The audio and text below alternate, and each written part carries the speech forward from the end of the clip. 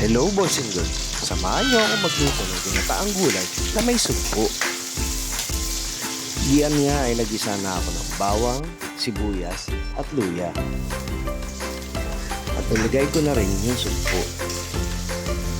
Pagkalagay ko ng sugpo,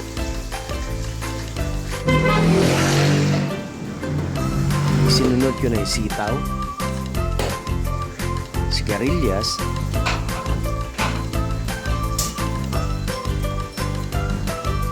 pati yung talong. Siyempre, bago mo ilagay, dapat hinugasan mo muna.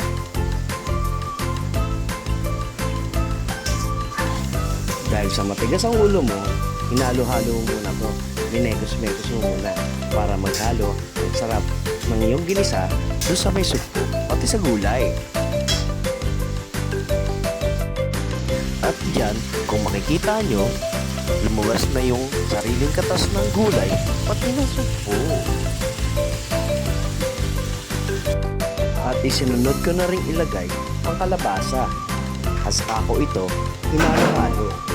At dahil matigas ang ulo mo, tinakloban ko na ito para lalo lumabas ang katas ng gulay. Naalala ko pa nga dati, sinabi ng nanay ko, Michael, kumain ka ng kalabasa, pampalinaw ng mata yan. Makikita mo yung tama sa mali.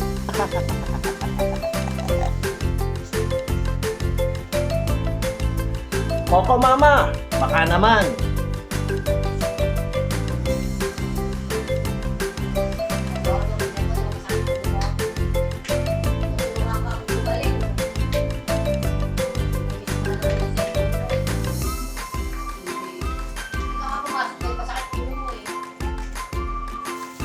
At ayan, narinig niyo na, nagsalita na ang aming mama. At yan, hinalo-halo ko lang ulit para maghalo ang mga lasa at magsama-sama. Magsama-sama daw, edi wow, ang sarap! At nang hinalo ko na, ayan, hinalo ko ng mabuti, saka ko ito tinakpan para at least kahit paano manuot ulit ang lasa ng gata dun sa mga gulay. Ayan, nakakulo na siya. Ang bango, ang sarap, nakakagutom, ang sarap. At dahil malakas ang apoy, tuloy-tuloy ang halo ko hanggang sa matuyuan ang gata ng gulay. Nabubulol pa, pasensya na, tao lang.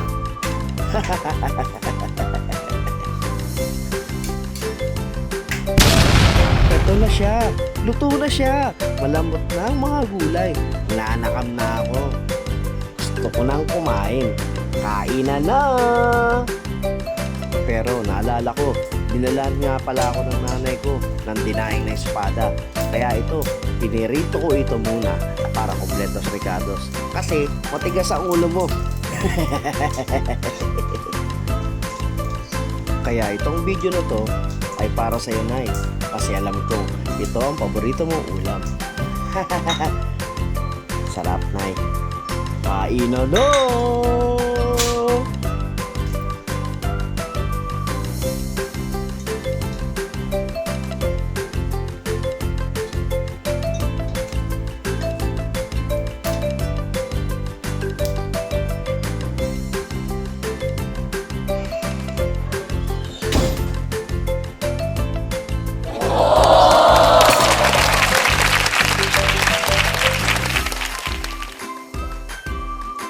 Boys and girls, kain na!